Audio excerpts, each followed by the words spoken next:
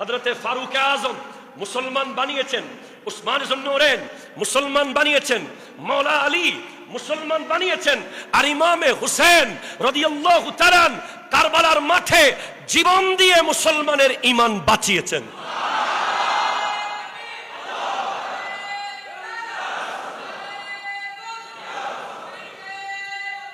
জিন্দাবাদ জিন্দাবাদ। সেভাবে হযরতে খাজা মঈনুদ্দিন চিশতি রহমতুল্লাহ আলাইহি বানিয়েছেন, কুতুবউদ্দিন বখতিয়ার কাকি রহমতুল্লাহ আলাইহি বানিয়েছেন, আলাউদ্দিন চিরাগ দেহলি বানিয়েছেন। সেভাবে হযরতে বকাবিল্লাহ শাহ, সরমত ফকির, হরেবরে শাহ, ভারতের যত ওলি ওনারা বানিয়েছেন। আর আলা হযরত ইমাম আহমদ রেজা খান ফাজলে বেরলভী রহমতুল্লাহ আলাইহি ঈমান বাঁচিয়েছেন।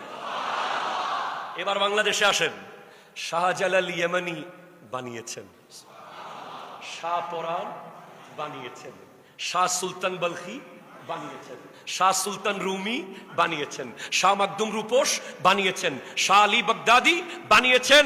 আর বাঁচাবেন কে? তো বাঁচানোর জন্য তো কারবালা থেকে সূত্র আসতে হবে।